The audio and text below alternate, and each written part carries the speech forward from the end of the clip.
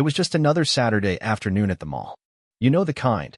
Fluorescent lights buzzing overhead, the constant hum of conversations echoing off the tile floors, and the unmistakable smell of pretzels wafting from the food court. I wasn't planning on anything special happening that day. In fact, I was just killing time before meeting some friends for dinner later. At 23, I had grown accustomed to these solitary mall wanderings, a habit I developed as a way to people-watch and sometimes escape the confines of my small apartment. Let me tell you a bit about myself. I'm Alex, fresh out of college with a degree in graphic design and working at a marketing firm that barely pays enough to cover my rent and student loans. I've always been the quiet type, the one who observes more than participates. Growing up in a conservative suburban neighborhood didn't exactly make it easy for me to embrace who I really am. Coming out to my parents 2 years ago had been a mixed bag. My mom tried her best to understand, while my dad still changes the subject whenever anything remotely related to my sexuality comes up in conversation. That day at the mall, I was feeling particularly restless. Work had been stressful all week, with a demanding client who couldn't make up his mind about the campaign I'd been designing. My latest Tinder matches had fizzled out after a few messages, and I was beginning to wonder if finding a genuine connection in this city was even possible. So there I was, aimlessly drifting from store to store, not really looking to buy anything, just needing to be somewhere with life and movement around me. I've always had a complicated relationship with my sexuality. Growing up, I didn't have any gay role models, no one to look to and think, oh, that could be me someday. All I had were stereotypes from TV shows and the whispered comments from classmates about the weird kid who came out in high school. It took me until college to finally admit to myself who I was, and even then, navigating the dating world as a gay man felt like trying to read a map in a language I was still learning. The mall was particularly crowded that day, probably because of the end-of-season sales happening in most stores. I remember dodging a group of teenagers who were too engrossed in their phones to watch where they were going, and nearly colliding with a mother trying to wrangle her twin toddlers. That's when I decided to duck into Nordstrom, partly to escape the chaos and partly because I'd always liked browsing their men's section, even if the prices were well beyond my budget. I was absently running my fingers along the sleeve of a navy blazer when I first noticed him. He was arranging a display of ties, his movements precise and deliberate. What caught my attention wasn't just his obvious good looks, though with his dark curly hair, warm brown eyes, and a jawline that could cut glass, he was certainly attractive. No, what made me pause was the way he seemed completely in his element, humming softly to himself as he worked, occasionally stopping to help a customer with genuine enthusiasm. Let me explain why this matters. In a world where most retail employees look like they'd rather be anywhere else, his obvious enjoyment of his job was refreshingly authentic. I found myself watching him longer than was probably appropriate, pretending to be deeply interested in suit jackets that I had no intention of buying. His name was Ethan. I learned this from his name tag when he finally approached me after catching me glancing in his direction for the third time. "Finding everything okay?" he asked, and I nearly jumped out of my skin, not expecting him to actually notice me. Just looking," I stammered, suddenly very aware of how I must appear in my worn jeans and faded t-shirt among the expensive suits. "Well, if you're just looking, you've been very thoroughly examining our fall collection for the past 20 minutes, he said with a smile that transformed his face, creating dimples I hadn't noticed before. "I'm thinking you might actually need something but aren't sure where to start." There was something about the way he said it, teasing but kind, that made me relax slightly. "That obvious, huh?" I admitted. "Actually, I have a job interview next week. I should probably look more professional than this." The lie slipped out before I could stop it. "I didn't have an interview, but it seemed like a better explanation than, 'I was staring at you because you're gorgeous.'" "Well, you've come to the right place, and the right person," Ethan said, gesturing to himself with a playful bow. "Finding the perfect suit is kind of my superpower." As he led me through the department, asking questions about my preferences and the type of interview I was preparing for, I learned bits and pieces about him. He was 25, working at Nordstrom while finishing his master's degree in fashion merchandising. He had moved to the city from a small town in Oregon 2 years ago and lived with 2 roommates and a cat named Bowie. "So, what kind of graphic design do you do?" he asked as he pulled a charcoal gray suit from the rack. I blinked in surprise. "How did you know I'm a graphic designer?" Ethan laughed, the sound warm and genuine. "You've been analyzing the store displays with a very critical eye. Plus, your messenger bag has pins from 3 different design conferences. I'm observant, another one of my superpowers." There was something about the way he noticed details, the way he seemed genuinely interested in my responses that made me feel seen in a way I hadn't experienced in a long time. Our conversation flowed easily as he selected different suits for me to consider, his knowledge about fabrics and cuts impressive, and his commentary sprinkled with just enough humor to keep me engaged. "You know," he said, holding up a slim-fit navy suit against me, "this would bring out the blue in your eyes. You should definitely try it on." I felt a flutter in my stomach at the compliment, and the way his gaze held mine for just a beat longer than necessary. Was he flirting with me? Or was this just good customer service? In my experience, it was always hard to tell the difference, especially since my gaydar had proven to be embarrassingly inaccurate on multiple occasions. "I'm not sure," I hesitated, looking at the price tag and wincing. "That's a bit out of my budget." "Just try it on," Ethan encouraged. "No pressure to buy. Sometimes it's just fun to see how the right clothes can transform how you feel." Before I knew it, he had gathered 3 different suits for me to try, along with matching shirts and ties. As he led me toward the fitting rooms, he paused, glancing around briefly before leaning in slightly. "You know what would be fun? I just got in some new suits for the fall collection that I haven't even put out on the floor yet. I could try them on too, and we could compare notes. I rarely get to try on the merchandise myself." My heart rate picked up at his suggestion and the conspiratorial tone in his voice. Was this normal? Did sales associates typically offer to try on clothes with customers? I doubted it, but something in his expression, a mixture of mischief and something else I couldn't quite identify, made me nod in agreement. "Great," he said, looking genuinely pleased. "Let me grab a few things. I'll meet you at the last fitting room. It's the largest one." As I waited in the fitting room, I found myself nervously checking my reflection in the mirror, running a hand through my hair in a futile attempt to make it look more presentable. What was I doing? This could be completely innocent, or it could be something else entirely.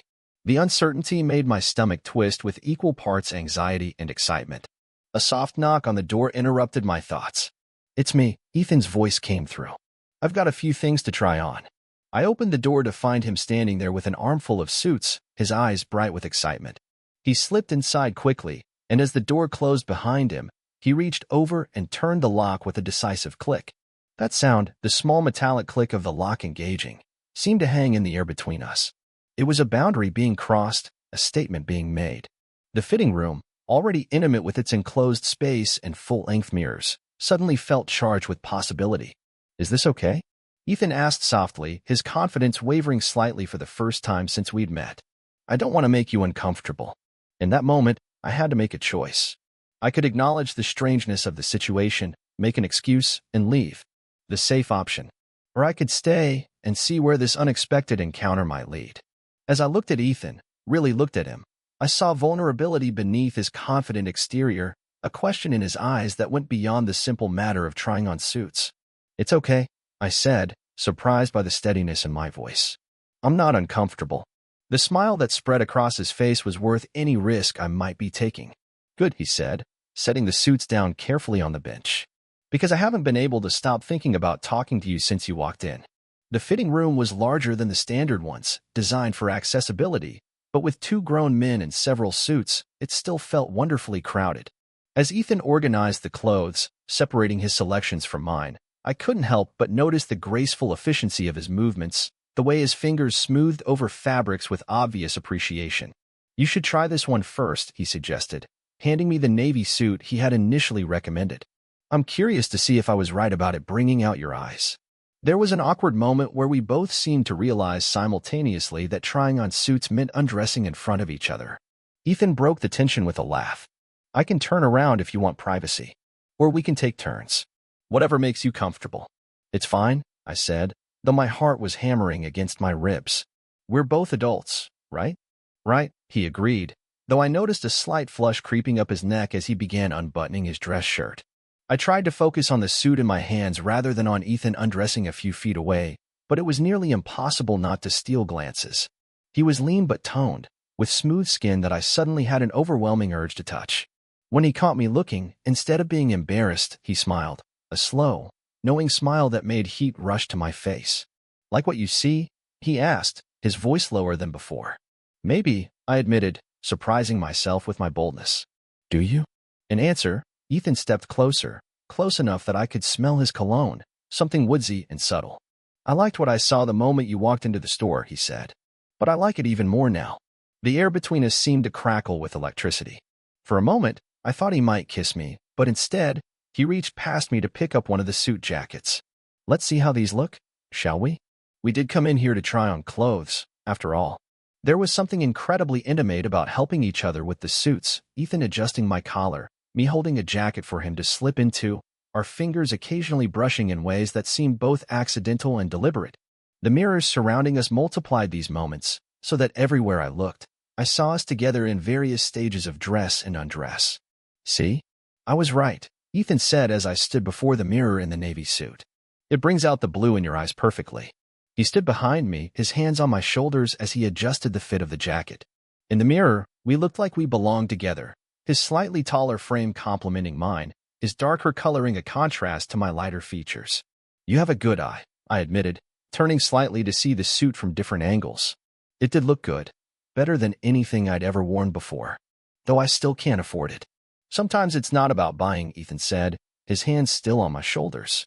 Sometimes it's just about the experience, about feeling good in your own skin, about connecting with someone who sees you. The way he emphasized sees you made me turn to face him. We were so close now that I could see the different shades of brown in his eyes, the slight stubble on his jaw that he'd missed while shaving. And you see me? I asked. From the moment you walked in, he confirmed. Not just as a customer, not just as someone to sell to. I saw you looking at me too, and I thought maybe. He trailed off, suddenly uncertain, and I realized that despite his confidence, he was taking a risk too. In a world where assumptions can lead to embarrassment or worse, he had taken a chance on me, on this connection we both seemed to feel. You thought right, I said quietly, and then, gathering my courage, I closed the small distance between us and kissed him. His lips were soft, his response immediate. His hands moved from my shoulders to my waist, pulling me closer as the kiss deepened. I could feel the smooth fabric of the expensive suit I was wearing, the warmth of his body through it, and the solid presence of the fitting room door at my back. The outside world, the bustling mall, the other shoppers, his coworkers, all seemed to fade away until there was nothing but this moment, this connection. When we finally pulled apart, both slightly breathless, Ethan rested his forehead against mine. I don't usually do this, he said with a small laugh. Lock myself in fitting rooms with customers, I mean. I'm glad I'm the exception, I replied, unable to stop smiling. Though I should probably confess something. I don't actually have a job interview next week. I just said that because I didn't want to admit I was staring at you. Ethan laughed, the sound vibrating through me where our bodies touched. I know, he said. No one looks at ties that intensely when they're actually shopping for them. Outside the fitting room, we could hear the normal sounds of the department store, distant conversations, the soft background music, the occasional announcement over the PA system. It was strange to think that life was continuing as usual just beyond the door while in here. Something extraordinary was happening. We should probably. I gestured vaguely at the suits strewn around us, suddenly aware of the reality of our situation. Yeah, Ethan agreed, though he made no move to step away. Instead, his hand came up to cup my cheek, his thumb tracing my lower lip. But first, I want to ask you something. Would you like to get coffee with me after my shift ends? Somewhere we can talk without having to pretend we're interested in suits. The question was so normal, so sweetly conventional after the unconventional way we'd connected, that it made me laugh. Yes, I said. I'd like that very much. As we began to change back into our own clothes, the atmosphere between us had shifted. There was still attraction, still that electric awareness of each other, but now there was also a sense of possibility, of something that might extend beyond this unexpected encounter in a department store fitting room.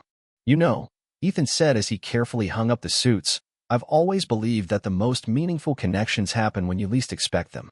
When you're just going about your day, not looking for anything special, and then suddenly, there it is. I thought about how I'd entered the mall that day feeling restless and disconnected, how I'd wandered into Nordstrom with no particular purpose. I think you're right, I agreed. Though I have to say, a fitting room wasn't on my list of places I expected to find a connection. Life's full of surprises, Ethan said with a smile. That's what makes it interesting. As we prepared to leave the fitting room, I felt a momentary pang of reluctance. Once we stepped outside, the bubble we'd created would burst, and we'd have to navigate the real world again. Ethan seemed to sense my hesitation. Hey, he said softly, taking my hand. This doesn't end when we unlock that door. In fact, I think it's just beginning. With one last shared smile, Ethan unlocked the door, and we stepped out into the store. To my surprise, nothing had changed. No one was waiting suspiciously. No alarms had been triggered by our impromptu private fitting session. The world had continued turning while we'd been in our own little universe. Ethan smoothly transitioned back into his professional role as we approached the register, though the warmth in his eyes when he looked at me told a different story. "Did you find everything you were looking for today, sir?" he asked, just loudly enough for his coworker to hear. "I found more than I expected," I replied, unable to keep the smile from my voice. "Much more." As I waited for Ethan's shift to end, browsing through other sections of the mall to kill time, I couldn't stop replaying our encounter in my mind. The way he'd noticed me, the conversation that had flowed so easily, the boldness of his suggestion to try on suits together, the electricity of that first kiss.